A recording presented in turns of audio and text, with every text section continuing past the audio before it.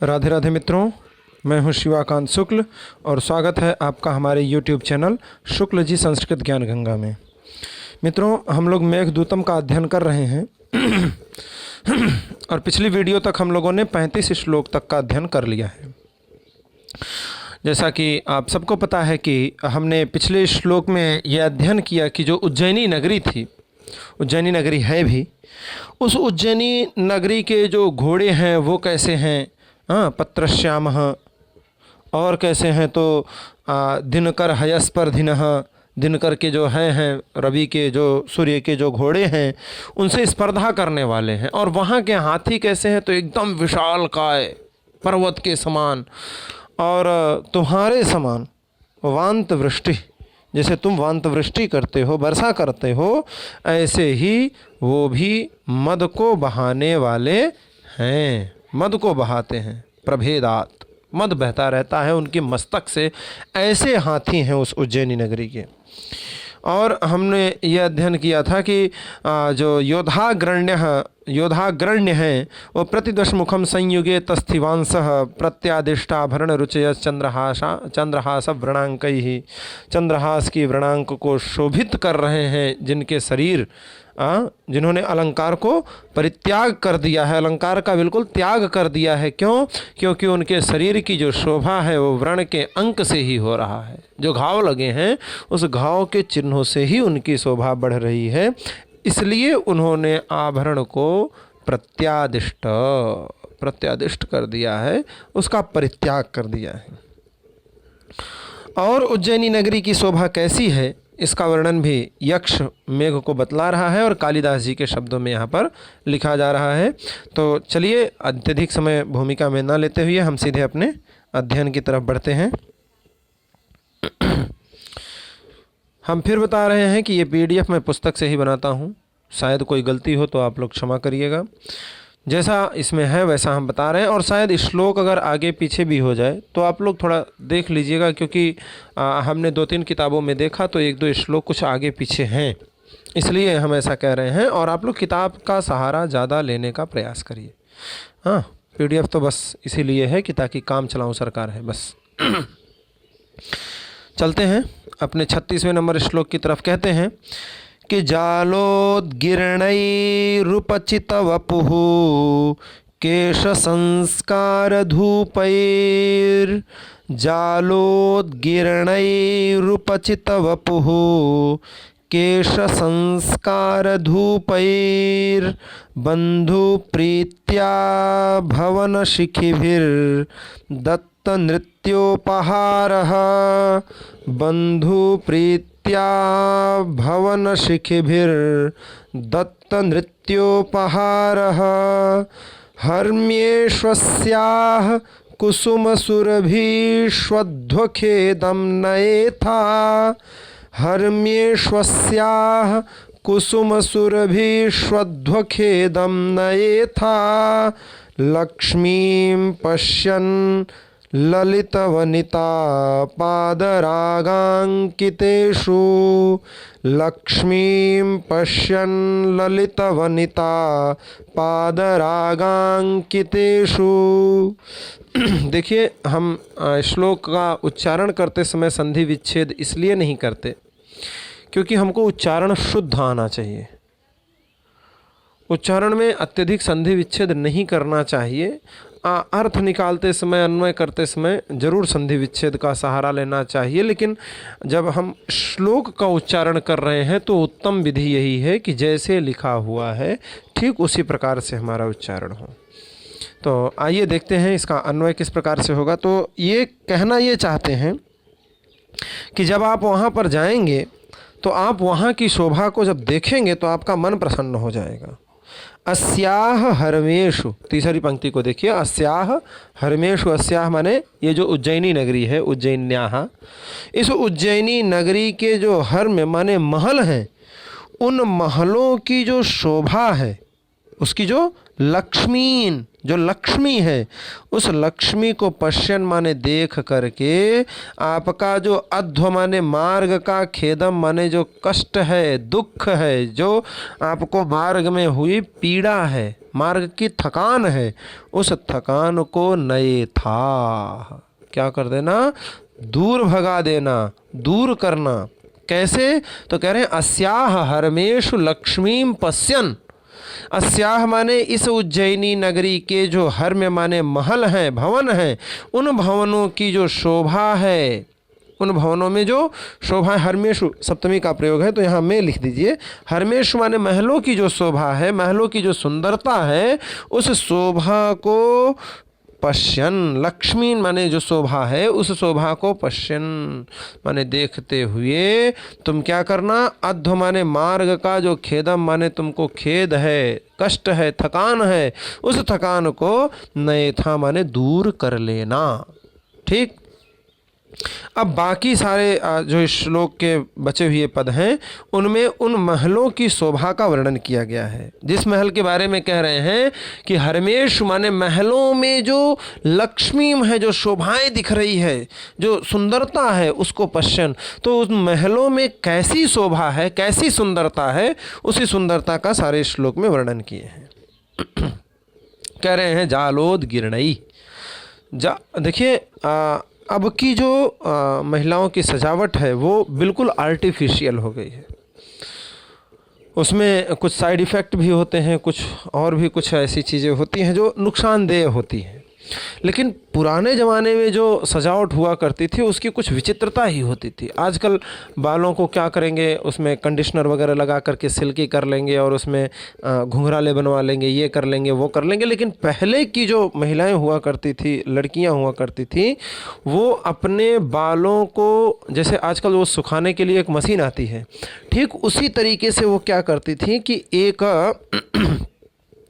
केसों का संस्कार करती थी। वो केसों को धूप देती थी। धूप देने से क्या होता था, केस सूख भी जाते थे और उनमें खुशबू भी आ जाती थी, सुगंधित हो जाते थे वो।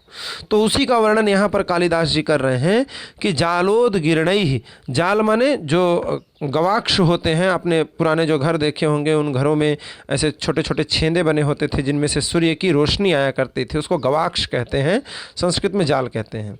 तो जालोद गिरणई, जाल से, गवाक्षों से जो उद्गिर्ण माने निकले हुए केसर संस्कार धूपई ही, केश संस्कार धूपई ही, केस का अर्थात बालों का जो संस्कार माने संस्कार करने वाले जो धूपई माने धूप हैं, अर्थात जिन धूपों के द्वारा केशों का संस्कार करती हैं वहाँ की महिलाएं, वहाँ की औरतें। जालोदगिरणई माने जाल से, गवाक्ष से जो उद्गिर्ण माने निकले हुए, झरोखों से निकले हुए क्या निकल रहे हैं, तो कह रहे हैं केस संस्कार धूपई ही, केस को, बालों को जो संस्कारित करने वाले हैं, सुगंधित करने वाले ऐसे जो धूपई माने धूप हैं, उन धूपों से जब वो धूप वहाँ से निकलेंगे और वो जाकर के आपसे मिलेंगे तो उपचित वपुहु, आपका जो वपु है, जो शरीर है, वो उपचित हो जाएगा माने फैल जाएगा। क्यों? क्योंकि धूमत ज्योतिष सलिलमरुताम सन्निपातः कोमेघ, ये हम पहले पढ़ चुके हैं। बादल कैसे बनता है? तो धूमत ज्योतिष सलिलमरुताम, धूम से ही तो बनता है। तो कहने का तात्पर्य यही है कि धूम से ही आपका आकार बढ़ जाता है। तो वो जो संस्कार करने वाली स्त्रियां हैं जिन्होंने धूप को जला करके रखा है, उस धूप का जब धुआं जालोदगिरण ही होगा, जाल से, गवाक्ष से उद्गिर्ण होगा, बाहर निकलेगा, तो उससे आपका जो वपुह है, जो शरीर है, वो उपचित हो जाएगा, माने फैल जाएगा, बढ़ जाएगा, आप बड़े हो जाओगे, बड़े आकार के हो जाओगे। और तो कह रहे हैं बंधु प्रीत्या भवन शिखिभिर दत्त नृत्योपहार, जो भवन के शिखिभी हैं, महलों में जो पलने वाले, शिखी माने मोर, तो जो भवन में पलने वाले मोर हैं उनसे आपकी क्या है, बंधुता है। इस बंधु प्रीत्या, ऐसे बंधुता की प्रीति के कारण, आपसे मित्रता है उनका, उस मित्रत के प्रेम के कारण जो भवन शिख भी, भवन माने गृह, घर, घर के जो मोर हैं, पालतू जो मयूर हैं, उन मोरों के द्वारा आपको नृत्योपहार, उपहार के रूप में नृत्य प्रस्तुत किया जाएगा। अर्थात वो मोर जो हैं वो जब आपको आते हुए देखेंगे तो नाचने लगेंगे प्रसन्न होकर के कि बादल आ गए हैं। आप लोगों ने भी देखा होगा, जैसे ही बादल छाते हैं मयूर नृत्य करना प्रारंभ कर देते हैं। उसी बात को कालिदास जी यहाँ पर वर्णन कर रहे हैं कि बंधु प्रीत्या, चूंकि जो मयूर हैं वो आपके बंधु हैं, मित्र हैं, और उस प्रेम के कारण जो भवन शिखी माने भवन में घर के जो पालतू शिखी हैं, मयूर हैं, वो दत्त नृत्योपहार, आपको नृत्य रूपी उपहार दत्त प्रदान करेंगे। नृत्य रूपी उपहार को वो क्या करेंगे? प्रदान करेंगे। ठीक है, आगे चलते हैं। आगे कह रहे हैं कि हरमेश्वस्याः कुसुम सुरभिष्वध्वखेदं नयेथा लक्ष्मीं पश्यन् ललितवनिता पादरागांकितेषु। आगे कह रहे हैं कि कुसुम सुरभिषु, कुसुम माने पुष्प, फूल की जो सुरभि है माने सुगंध, उस सुगंध से जो सुगंधित हो गया है कौन? महल। ये सब महल का ही तो विशेषण है, क्योंकि हमने पहले ही कहा था कि अस्याह हरमेशु लक्ष्मीं पश्यन् अध्वखेदं नयेथाः। अस्याह माने उस उज्जैनी के जो हरमेशु माने महल हैं। अब उन महलों की शोभा कैसी है? तो कह रहे हैं कि कुसुम सुरभिषु, कुसुम की सुरभि से सुगंधित हो गया है, फूलों से जो सुगंधित है। और कैसा है?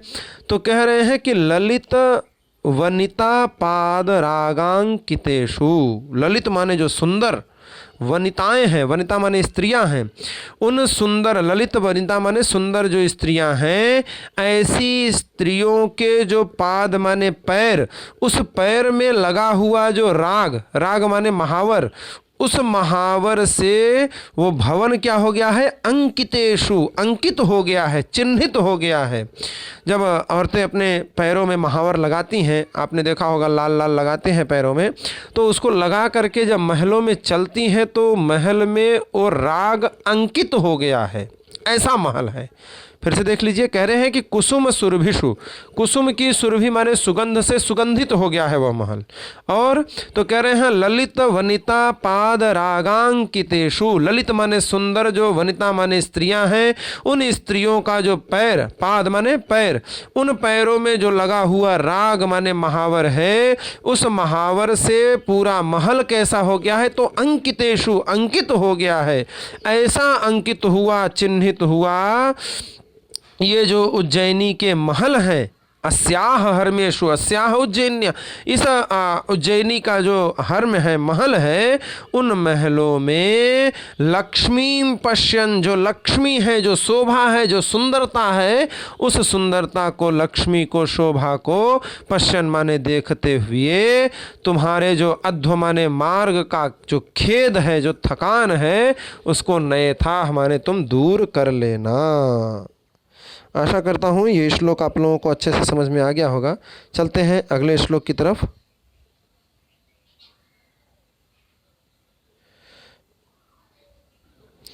उज्जैनी की बात हो और बाबा महाकाल का नाम ना आए, ये तो असंभव वाली बात हो गई।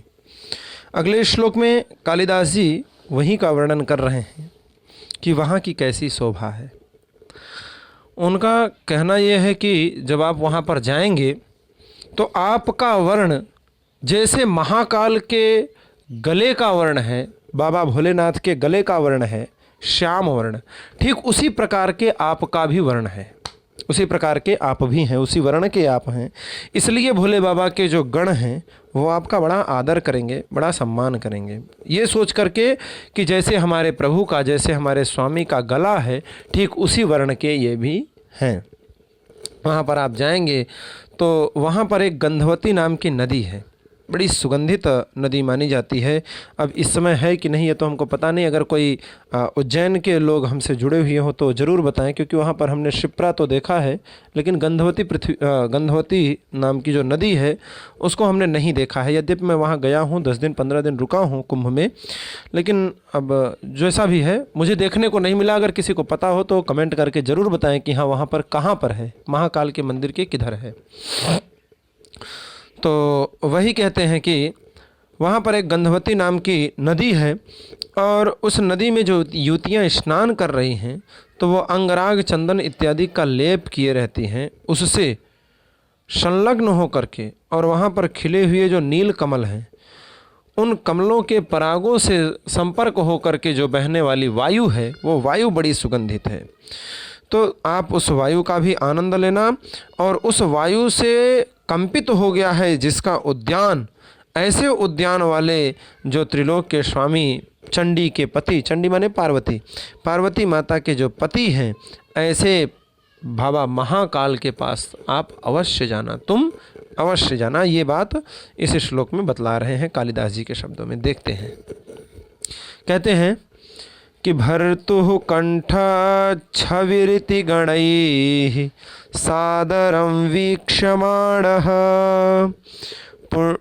भर्तुः कंठच्छविरिति गणैः सादरं वीक्षमाणः, पुण्यं यायास्त्रिभुवनगुरोर्धाम चण्डीश्वरस्य, पुण्यं यायास्त्रिभुवनगुरोर्धाम चण्डीश्वरस्य, धूतोद्यानं कुवलयरजो गन्धिभिर्गन्धवत्या, धूतोद्यानं कुवलयरजो गन्धिभिर्गन्धवत्यास्तोयक्रीडा निरतयुवती स्नानस्तिक्तैर्मरुद्भिः, तोयक्रीडा निरतयुवती स्नानतिक्तैर्मरुद्भिः।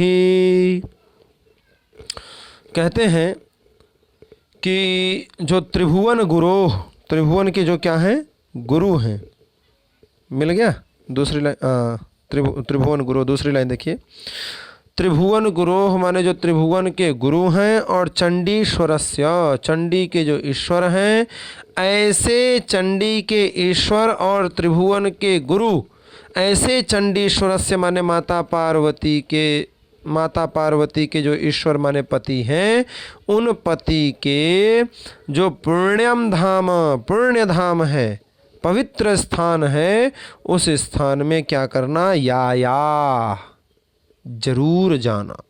क्या करना, जरूर जाना। किसके यहाँ जरूर जाना, जो त्रिभुवन गुरु, त्रिभुवन के गुरु हैं, त्रिभुवन के स्वामी हैं, और चंडीश्वरस्य, चंडी के ईश्वर हैं, माता पार्वती के जो पति हैं, ऐसे जो पुण्य धाम है, पवित्र स्थान है, ऐसे पवित्र स्थान बाबा महाकाल के यहाँ अवश्य ही या जरूर जाना।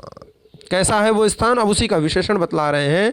कह रहे हैं भर्तुः कंठच्छविरिति, भर्तुः माने जो पति हैं, जो स्वामी हैं, कौन, बाबा महाकाल, भोलेनाथ, उन महाकाल के कंठ छवि, कंठ की जो छवि है अर्थात श्याम वर्ण की जो कांति है, ऐसी कांति वाला आप भी हैं, उन्हीं की कंठ छवि के समान आप हैं।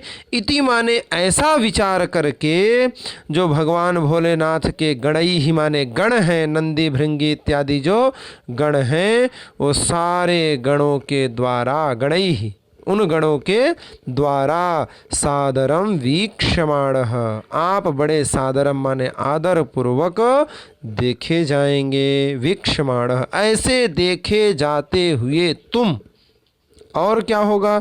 तो कह रहे हैं कुवलय रजो गंधि भी। कुवलय माने नील कमल, नील कमल के जो रज माने पराग हैं, उन परागों से स्पर्श होने के कारण जो वायु कैसी हो गई है? गंधि भी, सुगंधित हो गई है। और तो कह रहे हैं तोया क्रीड़ा निरत युवती स्नान तिक्तैहि। तो ये माने जल, जल की जो क्रीड़ा है, ऐसी जलक क्रीड़ा में निरत माने लगी हुई जो युवती माने युवतियां हैं, उन युवतियों के स्नान माने स्नान का जो साधन है, जिससे जैसे आजकल साबुन लगा लेते हैं, शैम्पू लगा लेते हैं, ऐसे उस समय स्नान करने के लिए थोड़ी और पहले लोग मिट्टी लगा करके स्नान किया करते थे। ऐसे उस समय में लोग चंदन इत्यादि का लेप करके, हल्दी लगा करके स्नान किया करते थे। तो वही कह रहे हैं कि स्नान के जो साधन हैं, ऐसे चंदनादि, उन चंदनादियों से तिक्तैः माने सुगंधित हो गई है गंधवत्या। गंधवती जो नदी है, उस नदी की जो मरुद्भि माने वायु है, उस नदी की जल को छू करके बहने वाली जो वायु है, उस वायु से अब वो कैसे कैसे सुगंधित हुई है, उसके दो विशेषण हैं। पहला तो ये है कि कुवलय रजो गंधिभी, कुवलय का जो रज है, नील कमल का जो रज है, उस रज से, उस पराग से स्पृष्ट होने के कारण, संपर्क प्राप्त करने के कारण वो कैसी हो गई हैं? गंधिभी माने सुगंधित हो गई हैं। और तो कह रहे हैं तोया क्रीड़ा निरत युवती स्नान तिक्तैहि। तोय क्रीड़ा में लगी हुई, तोय माने जल, जल क्रीड़ा में जो निरत माने लगी हुई, युवती माने स्त्रियां हैं, युवतियां हैं, उन युवतियों के जो स्नान के प्रसाधन हैं, स्नान करने के जो प्रसाधन चंदनादि हैं, उन चंदनादियों से जो तिक्तैः माने सुगंधित हो गई है गंधवत्या, गंधवती नदी, उस नदी को स्पर्श करके, उस नदी की जो टच करके वहाँ से जो बहने वाली वायु है, वो मरुद्भिः माने उस वायु से धूतोद्यानम, उद्यान क्या हो गया है? बिल्कुल धूत हो गया है, कंपित हो रहा है। ऐसे धूतोद्यानम माने कंपित उपवन वाले जो त्रिभुवन गुरोह माने त्रिभुवन के स्वामी हैं, चंडीश्वरस्य माने चंडी के पति हैं, पार्वती माता के पति हैं, उनके पुण्यम धामम, उनके पुण्य धाम को, पवित्र स्थान को, यायाह, उनके पवित्र स्थान में जाना। तुम क्या करना?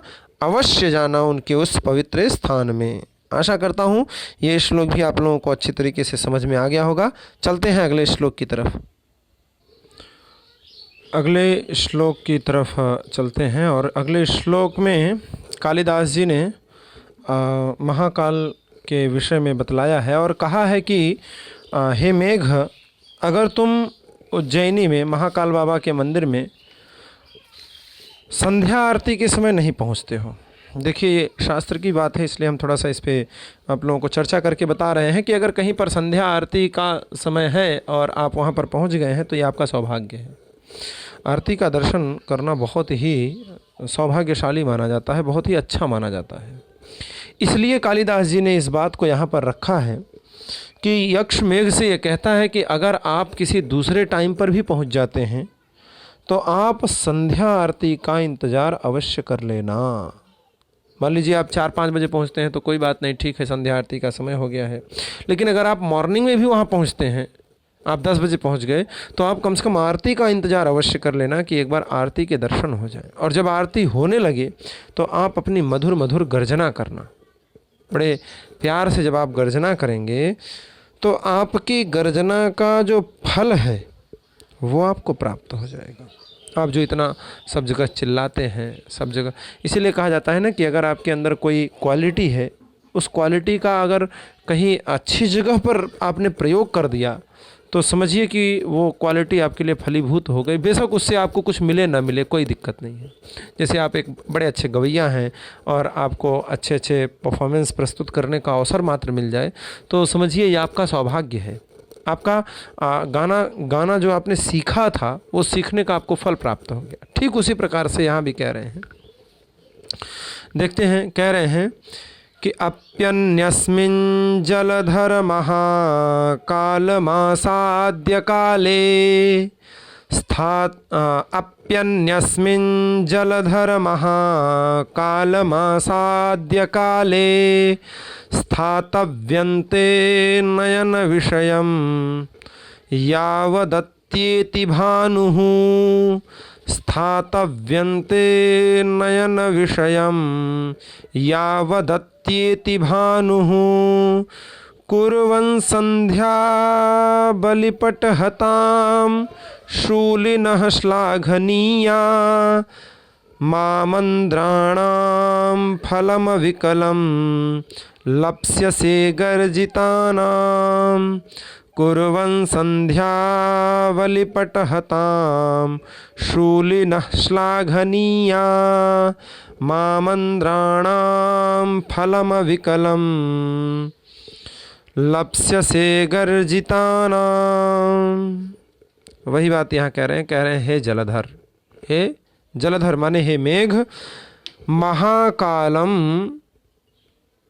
महाकाल की जो नगरी है, महाकाल का जो मंदिर है, उस मंदिर को अगर अन्यस्मिन काले अपि आसाद्य, अन्यस्मिन काल में भी, किसी दूसरे समय में भी, जिस समय आरती नहीं हो रही है, अन्यस्मिन काले अपि, ऐसे किसी दूसरे काल में भी अगर तुम आसाद्य माने पहुँचते हो, तो पहुँच करके, आसाद्य माने पहुँच करके, ते माने तुम्हें, यावत भानु नयन विषयम अत्येति, जब तक, भानु माने जो सूर्य हैं, यावत माने जब तक, जो भगवान सूर्य हैं वो सूर्य नयन विषयम अत्येति, नयन का जो विषय है, दृष्टि के ओझल न हो जाएं, नयन के अविषयम, नयना विषयम, नयन के अविषय न हो जाएं, दृष्टि से नयन विषयम अर्थात दृष्टि से ओझल हो जाएं, तब तक तुम्हें क्या करना चाहिए, स्थातव्यम, वहाँ पर रुकना चाहिए। कब तक रुकना चाहिए, कह रहे हैं कि यावत भानु नयन विषयम अत्येति, अत्येति ओझल हो जाएं, नयन के विषय से हट जाएं, नयन का विषय ना रह जाए, माने प्रत्यक्ष दिखाई न पड़े, अर्थात दृष्टि से ओझल हो जाएं, चले जाएं, सूर्यास्त हो जाए, संध्या काल हो जाए, तब तक स्थातव्यम, ते स्थातव्यम, तुम्हें वहाँ रुकना चाहिए। कब तक, यावत जब तक, भानु नयन विषयम अत्येति, नयन के विषय से अति न हो जाए, ओझल न हो जाए, चले न जाए, ठीक है। तावत ते स्थातव्यम, तावत का अध्याहार कर लीजिए, तब तक तुम्हें वहाँ पर क्या करना चाहिए, रुकना चाहिए। बोले क्या करें रुक करके, तो कह रहे हैं कि जो शूलिन माने भगवान शूलपाणी हैं, भगवान महादेव हैं, उन महादेव की संध्या बलिपटहताम, जो श्लाघनीयाम माने बड़े ही श्लाघनीय प्रशंसनीय कार्य है। क्या प्रशंसनीय कार्य है, तो संध्या बलि पटहताम, संध्या बलि, संध्या माने संध्या काल की जो बलि माने पूजा है, बलि माने क्या होता है, पूजा, संध्या काल की जो बलि है, पटह माने होता है नगाड़ा, ठीक है, उसमें पटहतान माने नगाड़े जैसी आवाज़, नगाड़े की आवाज़ निकाल करके ऐसा श्लाघनीयाम, जो श्लाघनीय कार्य है। क्या श्लाघनीय कार्य है, क्या प्रशंसनीय कार्य है, कि संध्या बलि, जब संध्या काल में उनकी आरती होगी तो आप क्या करेंगे, पटहताम, पटह की तरह, नगाड़े की तरह आप गर्जना जब करेंगे तो मानो नगाड़े का कार्य करेगी आरती में। ऐसा जो कार्य है वो बड़ा ही श्लाघनीयाम, श्लाघनीय कार्य है। उस श्लाघनीय को करते, प्रशंसनीय कार्य को करते हुए, कुर्वन् माने करते हुए, आमंद्राणाम गर्जितानाम अविकलम फलम लप्स्यसे। आमंद्राणाम माने थोड़ा सा गंभीरता पूर्वक, थोड़ी सी गंभीर जो आपकी गर्जितानाम गर्जना है, उन गर्जनाओं का, उन गर्जनों का जो अविकलम माने संपूर्णम, संपूर्ण जो फलम माने फल है, उसको लप्स्यसे माने तुम प्राप्त करोगे। थोड़े गंभीर होकर के जो गर्जना की जाती है, उस गर्जना के फल को आप क्या करेंगे, आमंद्राणाम गर्जितानाम अविकलम फलम लप्स्यसे। आमंद्राणाम माने थोड़ी सी जो गंभीरता वाली जो गर्जिता नाम गर्जना है, उस गर्जना के अविकलम माने संपूर्णम फलम लप्ससे लाभ प्राप्त करोगे। ठीक है, आशा करता हूँ ये श्लोक भी आप लोगों को बहुत अच्छी तरीके से समझ में आ गया होगा। चलते हैं अगले श्लोक की तरफ। इस अगले श्लोक में कालिदास जी ने श्रृंगार का भरपूर वर्णन किया है और उनका कहना ऐसा है कि जब वहाँ पर भगवान भूत भावन महाकाल के यहाँ आरती होगा संध्या के समय, तो वहाँ पर जो स्त्रियाँ हैं, वैश्याएँ हैं, वो नृत्य करेंगी और चवण डुलाएंगी। इससे वो बड़ी क्लांत हो जाएंगी। जब वे क्लांत हो जाएं तो आप क्या करना, अपनी वर्षा की छोटी छोटी बूंदें छींटे मारना, फुहारा मारना उनके ऊपर। तो जब वो अपने प्रेमियों से संभोग इत्यादि क्रिया करवाते समय नखच्छेद इत्यादि हो जाता है, दंतच्छेदन नखच्छेद, ऐसा हमारे शास्त्रों में वर्णन आता है। हमने कई जगहों पर ये पढ़ा है कि रति क्रीड़ा के समय जो दंतच्छेद नखच्छेद इत्यादि करते हैं, जिसको चिरकोटी काटना कहते हैं, दांते काटना कहते हैं, ये सब उसको और उद्दीप्त करने के कारण बतलाए गए हैं रति क्रीड़ा में, और ही आनंद के कारण बतलाए गए हैं कि उसमें और आनंद की अनुभूति होती है। तो जब वो अपने प्रेमियों से रति क्रीड़ा के समय जो नखच्छेद हुआ है, उस नखच्छेद पर जब आपकी वर्षा की पहली बूंदें पड़ेंगी तो उन्हें बड़ी शीतलता प्रदान होगी, बड़े आनंद में आ जाएंगी वो। और ऐसा जब आप करेंगे तो भौरों की पंक्तियों के समान लंबे लंबे कटाक्षपात वो तुम्हारे ऊपर करेंगी। ठीक, ऐसा इस श्लोक में कालिदास जी वर्णन करते हैं। क्या कहते हैं देख लेते हैं हम कालिदास जी के शब्दों में। कहते हैं कि पादन्यासैः क्वणितरसनास्तत्र लीलावधूतैः, पादन्यासैः क्वणितरसनास्तत्र लीलावधूतैः, रत्नच्छाया खचितवलिभिश्चामरैः क्लान्तहस्ताः, रत्नच्छाया खचितवलिभिश्चामरैः क्लान्तहस्ताः, वेश्यास्त्वत्तो नखपदसुखान् प्राप्य वर्षाग्रबिन्दु, नामोक्ष्यन्ते त्वयि मधुकर श्रेणिदीर्घान् कटाक्षान्, वेश्यास्त्वत्तो नखपदसुखान् प्राप्य वर्षाग्रबिन्दून्, नामोक्ष्यन्ते त्वयि मधुकर श्रेणिदीर्घान् कटाक्षान्। कह रहे हैं कि त्वयि माने तुमको, दीर्घान कटाक्षान आमोक्षन्ते, बड़े दीर्घ दीर्घ बड़े लंबे लंबे कटाक्षपात छोड़ेंगी तुम्हारे ऊपर। त्वयि माने तुम्हारे ऊपर, दीर्घान कटाक्षान आमोक्षन्ते, बड़े दीर्घ दीर्घ बड़े लंबे लंबे जो कटाक्षपात होते हैं, उन कटाक्षपात को त्वयि माने तुम्हारे ऊपर, आमोक्षन्ते माने छोड़ेंगी, कटाक्ष को छोड़ेंगी। बोले कैसे कटाक्ष? तो कह रहे मधुकर श्रेणी दीर्घान। जैसे मधुकर माने भौरा की, श्रेणी माने पंक्ति होती है, उस पंक्ति के समान बड़े दीर्घान माने लंबे लंबे, कटाक्षान माने कटाक्षों को, आमोक्षन्ते माने छोड़ेंगी। बोले कहाँ छोड़ेंगी, कौन छोड़ेंगी? तो वही सारी बातें अब बतला रहे हैं श्लोक के अन्य पदों में। कह रहे हैं तत्र माने वहाँ पर। कहाँ पर? तो अभी मेघ कहाँ पर है? संध्या काल के समय महाकाल की आरती में है। तो वहाँ संध्या काल में पादन्यासैः, पाद माने पैर, पैर रखने के कारण क्वणित रसना, जिनकी रसना माने करधनी क्या हो रही है? क्वणित हो रही है, बज रही है, ऐसी बजती हुई करधनी वाली। और तो कह रहे हैं लीलावधूतैः, लीला माने जो विलास है, ऐसे विलास पूर्वक डुलाए गए। और तो कह रहे हैं वो चंवर डुला रही हैं विलास पूर्वक, चामरैः, लीलावधूतैः चामरैः, लीला पूर्वक डुलाए गए जो चंवर हैं। एवं रत्न छाया खचित वल्भिः।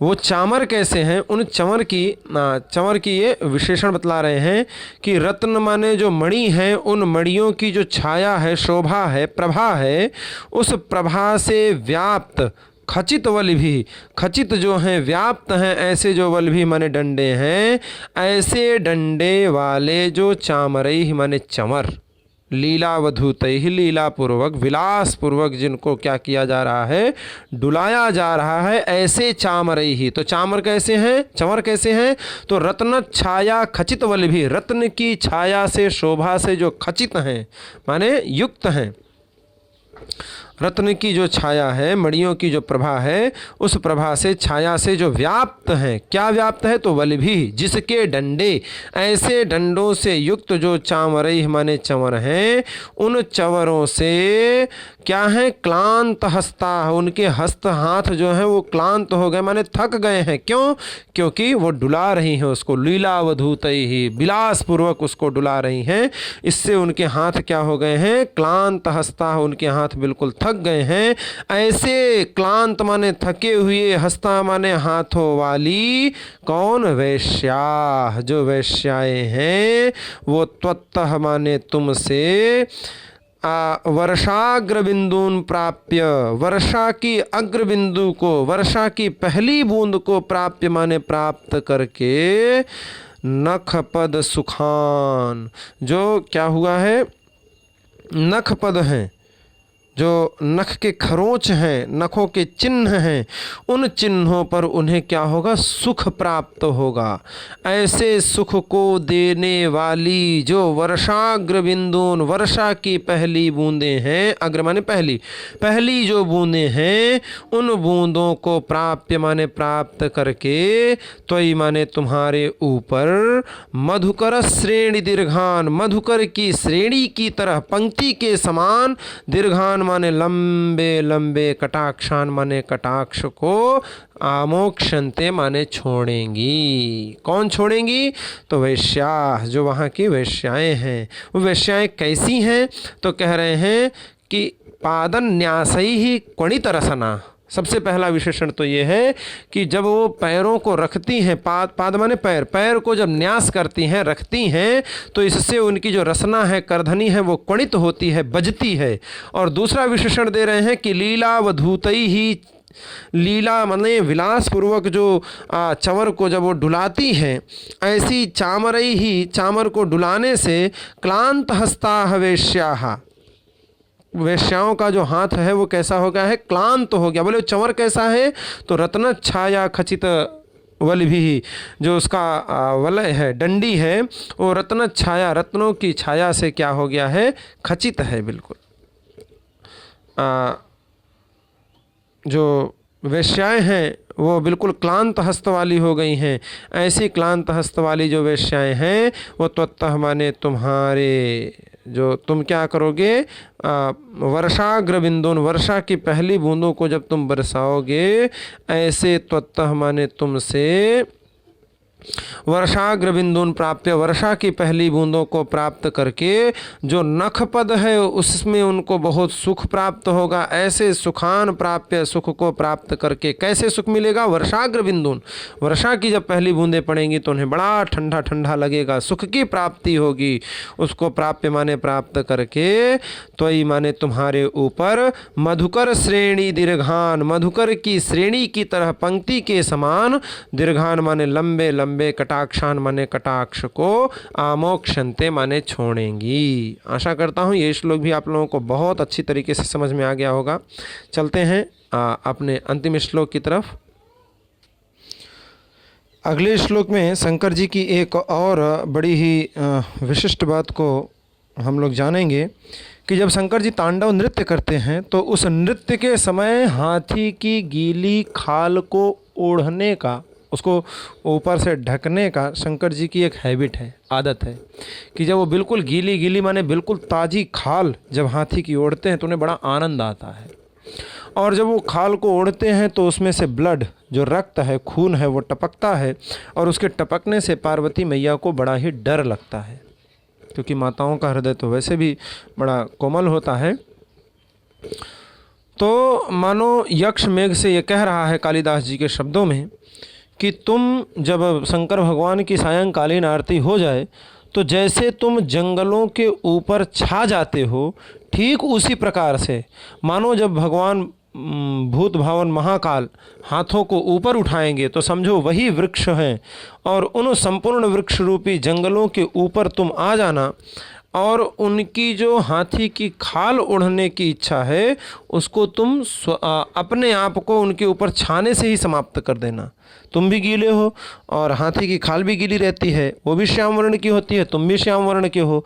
तो मानो शंकर भगवान को इस बात का एहसास ही मत होने देना कि उन्होंने गीली छाल को नहीं ओढ़ी है, गीली खाल को नहीं ओढ़ी है। इससे पार्वती अम्बा बहुत ही प्रसन्न हो जाएंगी तुम्हारे ऊपर, वो तुमको बड़ा लाड करेंगी, बड़ा प्रेम करेंगी। क्यों? क्योंकि तुमने उनके भय को समाप्त कर दिया है।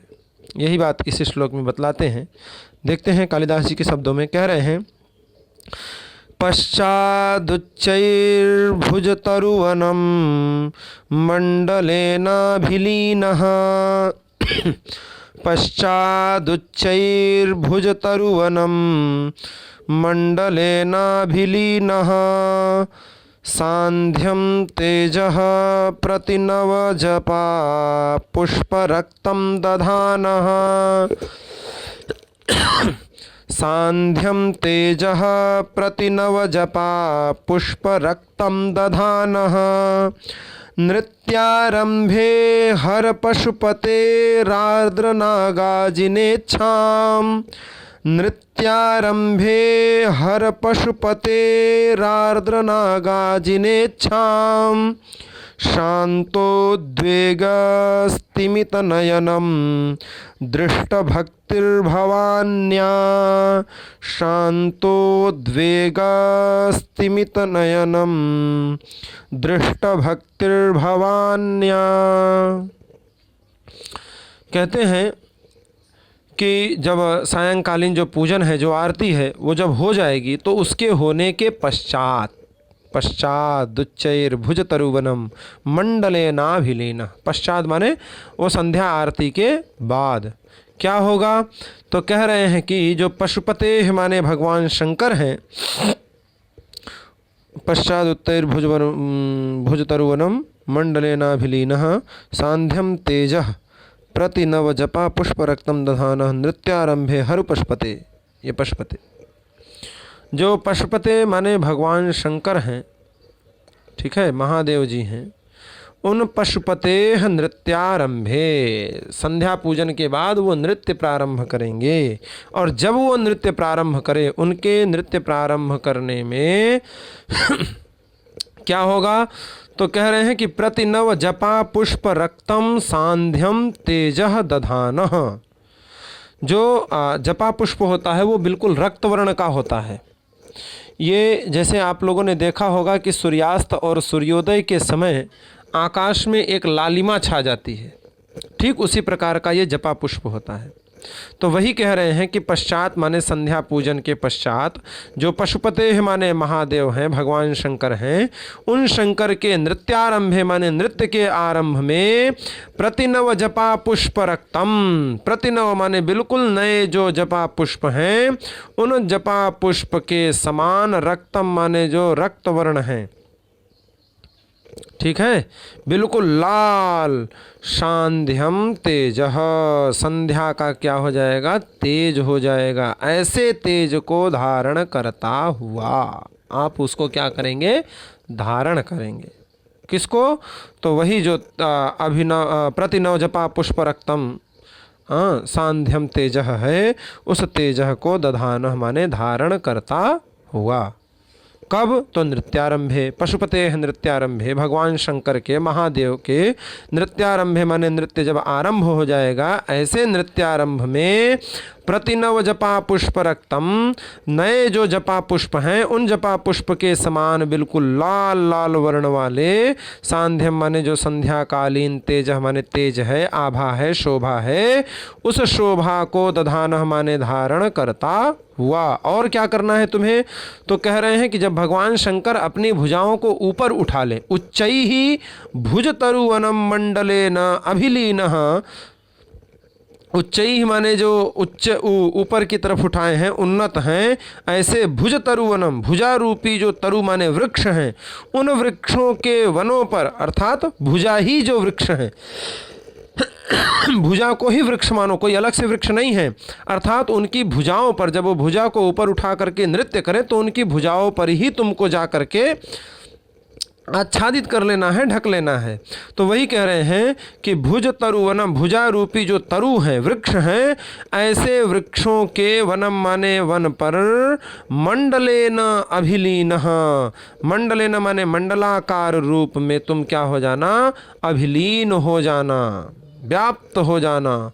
और व्याप्त हो करके क्या करना, अगर आप व्याप्त हो जाएंगे तो भवान्याः शांतोद्वेगस्तिमित नयनम, जो भवान्याः माने भवानी है, पार्वती जी हैं, उन पार्वती जी के द्वारा उद्वेगस्तिमित नयनम, शांत माने बिल्कुल भय रहित, जो उद्वेगस्तिमित नयनम, भय से रहित, जो तिमित नयनम माने निश्चल नेत्र है, जो चंचल नहीं है बिल्कुल। जब व्यक्ति भयभीत रहता है तो उसके नेत्र बिल्कुल चंचल रहते हैं, वो चारों तरफ इधर उधर देखता रहता है, और जब भय समाप्त हो जाता है तो निश्चल हो जाता है। ऐसे स्तिमित नयनम, जो निश्चल नेत्र हैं, ऐसे निश्चल नेत्रों से दृष्ट माने देखी गई, भक्ति माने भक्ति वाले, आर्द्र नागा जिन्हें छाम हर, जो आर्द्र नाग की जो चमड़ी है, खाल है, भीगी हुई गज की, भीगी हुई हाथी की, जो गीली हाथी की जो खाल है, उस खाल को ओढ़ने की जो इच्छा माने इच्छा है, उस इच्छा को हर माने दूर कर देना। ठीक है, माता पार्वती आपको बड़ी भक्ति से देखेंगे, बड़े प्रेम से देखेंगे, बड़े आनंद से देखेंगी। क्यों? क्योंकि आपने उनके भय को समाप्त कर दिया है। शांतोद्वेग, आपने उनके उद्वेग को समाप्त कर दिया है, भय को हटा दिया है। इसलिए स्तिमित नयन वाली जो माता भवान्याः माता पार्वती हैं, स्तिमित नयन माने निश्चल जो नेत्र हैं, वो ऐसी निश्चल नेत्र वाली जो भवानी है, वो दृष्टि भक्ति ही, देखी गई जो भक्ति वाला, बड़ी भक्ति से तुमको देखेंगी, बड़े प्रेम से देखेंगी। ऐसे देखे जाने वाले तुम क्या करना, तो आर्द्र नागा जिन्हें छाम, आर्द्र नागा जिन जो है गीले हाथी के जो चमड़े को, छाल को ओढ़ने की इच्छा जो भगवान शंकर की, ऐसी इच्छा जो इच्छा है, उस इच्छा को हरा। पश्चात माने संध्या पूजन के पश्चात पशुपते नृत्यारंभे, जब पशुपति नृत्य का आरंभ करेंगे, डांस प्रारंभ करेंगे, तो प्रतिनव जपा पुष्प रक्तम सांध्यम तेजः दधानः। दो काम करना, पहला तो ये है कि प्रतिनव जपा पुष्प रक्तम, बिल्कुल ताजे ताजे नए जो जपा पुष्प हैं, उन जपा पुष्प के समान जो लाल वर्ण के सांध्यम तेजः, संध्या का आभा है, तेज है, उस तेज को दधाना माने धारण करता हुआ। और दूसरा काम ये होगा कि उच्चई ही भुज, एक तो आप उसको धारण करेंगे, और दूसरा क्या होगा, तो कह रहे हैं कि भवान्याः शांतोद्वेगस्तिमित नयनम दृष्ट भक्ति ही, भवानी की शांतोद्वेग भय रहित और स्तिमित नयन माने निश्चल, जिन निश्चय जो नेत्र हैं, निश्चल जो नेत्र हैं, ऐसे निश्चल नेत्रों से दृष्ट माने देखे गए भक्ति वाले तुम क्या करना, तो कह रहे हैं आर्द्र नागा जिन्हें छाम हर। कब? तो कह रहे हैं उच्च, कैसे? तो कह रहे हैं उच्चैः भुज तरुवनम मंडलेन अभिलीनः। उच्चैः माने ऊपर की ओर हाथ उठकर उठाए हुए, भुज तरुवनम, भुजा रूपी जो तरु है, ऐसे तरुओं के वन, ऐसे वन पर मंडलेन अभिलीनः, मंडलाकार रूप से व्याप्त होकर के आर्द्र नागा जिन्हें छाम, जो भगवान शंकर को गीले हाथी के गीले छाल को, खाल को उड़ने की इच्छा है, उस इच्छा को हर माने हर लेना। आशा करता हूँ ये श्लोक भी आप लोगों को बड़े अच्छे तरीके से समझ में आ गया होगा। आज के क्लास में फ़िलहाल इतना ही रखते हैं, मिलते हैं अगले क्लास में अगले श्लोक को लेकर के। आशा करता हूँ कि आप लोगों को बहुत अच्छी तरीके से सारी चीज़ें समझ में आ रही हैं। अगर कहीं नहीं आ रही हैं तो आप लोग कमेंट करके ज़रूर पूछ लिया करिए, कोई दिक्कत नहीं है, कोई परेशानी नहीं है। इसलिए आप लोग, मेरा केवल एक लक्ष्य है कि मैं अगर संस्कृत पढ़ा हूँ तो उसका प्रचार प्रसार करूँ, और कोई भी लक्ष्य नहीं। मैं ऑफलाइन भी जितनी भी क्लासें पढ़ाता हूँ वो सब फ्री ऑफ कॉस्ट पढ़ाता हूँ, किसी भी क्लास का कोई भी चार्ज नहीं लिया जाता। और ऑनलाइन भी मेरी ऐसी इच्छा भी है कि अब मैं जब तक पढ़ा रहा हूँ, अब पता नहीं कब तक पढ़ाऊँगा, जब तक शरीर रहेगा, जब तक कोरोना से बचे रहेंगे तब तक पढ़ाते रहेंगे। तो मेरी ऐसी इच्छा है कि जब तक मैं पढ़ाऊँ फ्री ऑफ कॉस्ट ही पढ़ाऊँ, ताकि जितने भी बच्चे हैं वो बढ़िया से पढ़ें। और मेरा लक्ष्य केवल तैयारी करवाना नहीं है, एग्ज़ाम निकाल करके तैयारी करें नहीं। संस्कृत को समझिए, और एक बार अगर संस्कृत समझ में आने लगे तो फिर आपको किसी से भी पढ़ने की कोई ज़रूरत नहीं है, आप आनंद से मस्ती से पढ़ेंगे। इसलिए मेहनत करिए। हमारे गुरुजी कहते थे, पूज्य श्री धर्म संघ वाले गुरुजी भी कहते थे और रंग लक्ष्मी वाले गुरुजी भी कहते थे कि अगर एक ग्रंथ भी आपने अच्छे से पढ़ लिया तो आपको सारे ग्रंथ अच्छे से समझ में आने लगेंगे। इसलिए आप कम से कम एक ग्रंथ को आद्योपांत मेहनत करके अवश्य पढ़िए, ताकि सारे ग्रंथ आपको अच्छे से खुल जाएं। इसी इच्छा के साथ, इसी आशा के साथ, और आशा करता हूं कि आप लोग कोविड-19 से बिल्कुल सेफ़ हैं और सेफ़ रहेंगे भी। और मास्क को भी लगाइए, सोशल डिस्टेंसिंग का भी पालन करिए, वैक्सीन को भी लगवाइए भरोसा करके। तो इसी के साथ वीडियो को पूरा करते हैं। राधे राधे।